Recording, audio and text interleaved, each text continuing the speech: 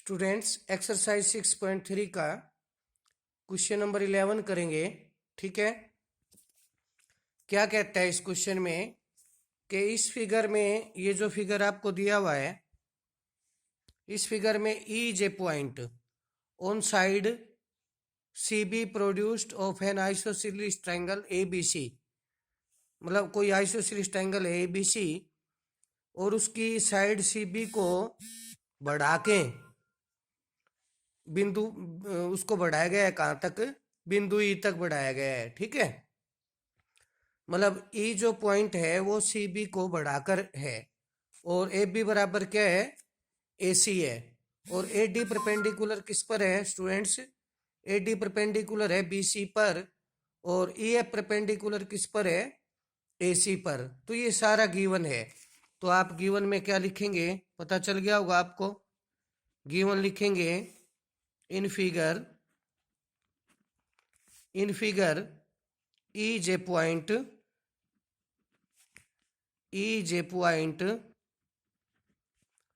on side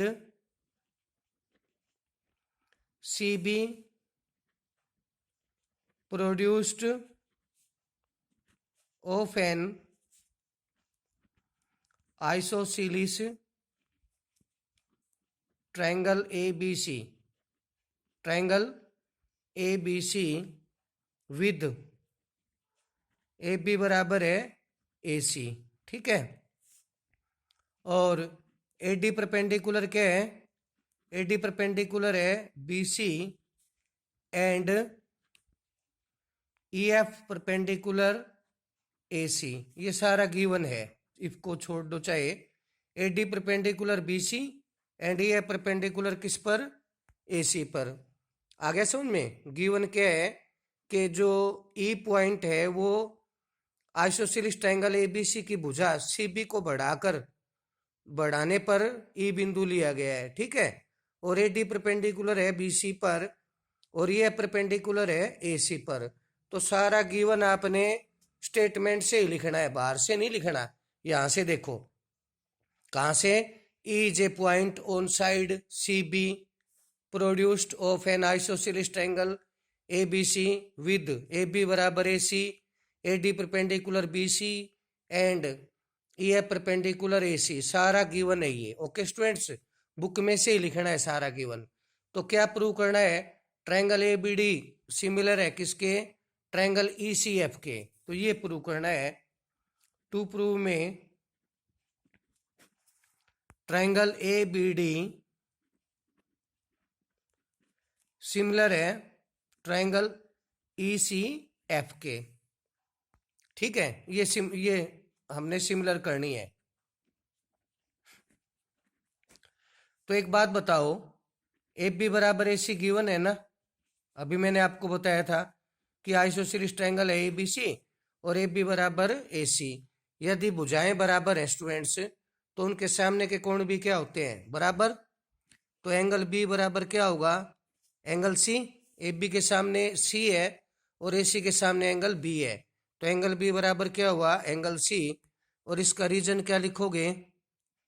angles opposite, reason लिखना है angles opposite to equal sides.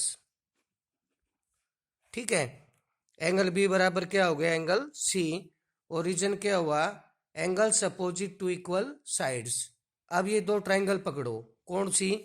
एक तो ABD लिखेंगे, in triangle ABD and in triangle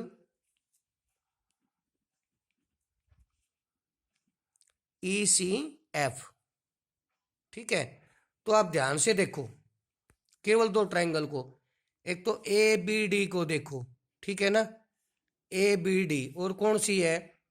ECF। कौन कौन से एंगल आपको नजर आ रहे हैं जो बराबर है? यहां देखो, ABD में AD परपेंडिकुलर BC है, तो ये एंगल हो जाएगा कौन सा? एंगल ADB 90 का है। और इधर से 90 का कौन सा है? एंगल EFC 90 का। ठीक है, तो यहां पे लिखो आप, एंगल ADB बराबर है एंगल EFC। और रीजन क्या होगा यहाँ पे, ईच ऑफ 90। कोई दो एंगल बराबर कर दो, अपने आप ट्रायंगल सिमिलर हो जाएगी, ठीक है ना। और एक अभी हम प्रूव करके आए हैं, देखो ए बी सी का तो एंगल बी ले लें, है ना। और ये जो ट्रायंगल ई सी एफ है, इसका सी अभी प्रूव किया है मैंने, एंगल बी बराबर एंगल सी, किया है ना प्रूव। तो ए बी सी का तो एंगल बी हो जाएगा और ई सी एफ का एंगल सी हो जाएगा। ये मैंने प्रूव कर रखा है पहले ही, ठीक है। तो यहाँ पर मैं क्या लिखूंगा, एंगल बी बराबर एंगल सी, और यहाँ क्या लिखेंगे, प्रूव्ड। क्या लिखोगे, प्रूव्ड। अब triangle A B D similar है किसके, ट्रायंगल ई सी एफ के, ठीक है।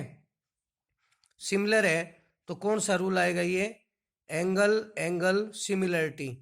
क्या होगा, angle angle similarity, angle angle similarity. Okay students, तो ये हमारा क्वेश्चन नंबर 11 था।